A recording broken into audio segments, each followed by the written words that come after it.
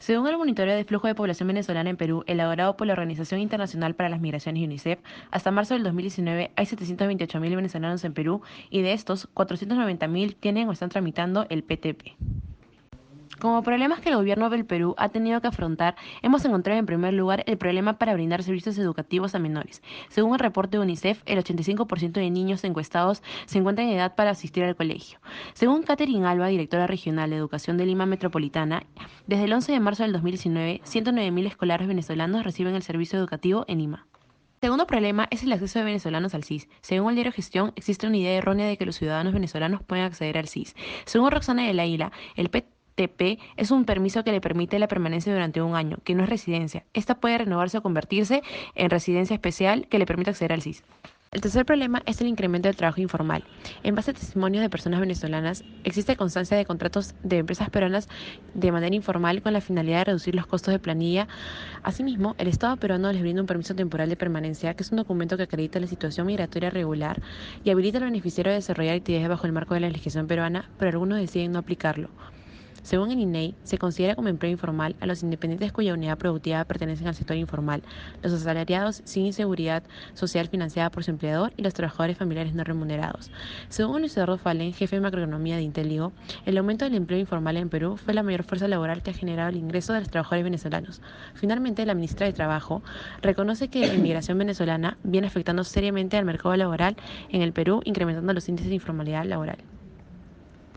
A continuación se presentarán tres soluciones para el problema del incremento de la informalidad en nuestro país. Como primera solución tenemos la creación de un ente regulador que se encargue de verificar las contrataciones de exportadores extranjeros en nuestro país, ya que las empresas no deben exceder el 20% de trabajadores extranjeros y que los contratos en planilla deben permitir el acceso a los beneficios de los trabajadores formales para aquellos que se encuentren en ese rubro. Una solución a ese problema tenemos la creación de un ente similar al MAC, el cual se encuentre adscrito también a la PCM y que se encargue de la tramitación para la homologación de títulos extranjeros, la tramitación de aquellos documentos necesarios para regularizar la situación de los ciudadanos venezolanos en nuestro país y que también se encargue de facilitar el acceso al mercado laboral por parte de esos ciudadanos venezolanos. Tercera solución al problema planteado tenemos la creación de un régimen especial para extranjeros, donde el impuesto a la renta sea calculado de igual manera que el impuesto de los peruanos y que este cálculo se haría con una tasa un poco más elevada que la de los ciudadanos peruanos. Como parte del modelo lineal comenzaremos con la definición del problema. Actualmente los ciudadanos extranjeros que trabajan formalmente en nuestro país deben tributar el 30% de su salario total.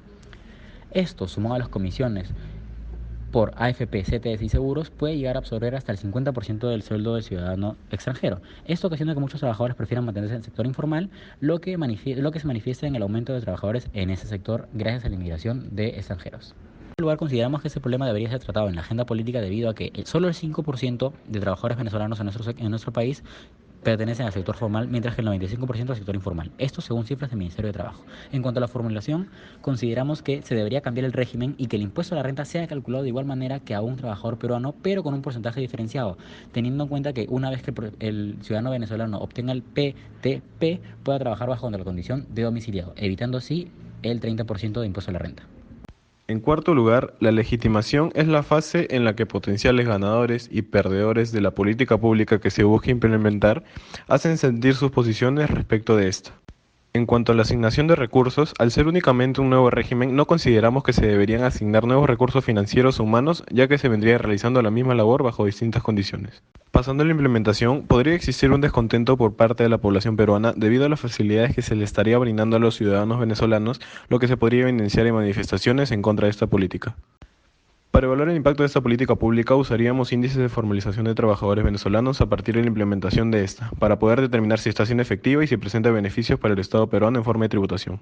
En cuanto a los actores involucrados, en primer lugar estaría Jorge del Castillo, coordinador de colectivo ciudadano integrado por peruanos de altísimo prestigio que se denomina Amigos de Venezuela. Este apoyaría la defensa de derechos humanos de venezolanos. Luego la Unión Venezolana en Perú, que la población venezolana entre en planilla sean trabajadores o tengan negocios formales y así puedan acceder a los beneficios que estos implican. Luego, el interés de la SUDAN vendría porque la formalización de los trabajadores venezolanos implicaría mayor recaudación de impuestos y además una mayor regulación de todos los trabajadores formales. Para el Ministerio de Trabajo, su interés vendría por el cumplimiento de su enfoque al promover un trabajo decente y productivo, protegiendo un grupo vulnerable como los venezolanos y que se cumplan sus derechos laborales. Las empresas tendrían una posición neutral, en parte no les gustaría poner tantos trabajadores en planilla debido a que tendrían más gastos, pero sería beneficioso al no contratar trabajadores sometiendo la ley y bajo la informalidad.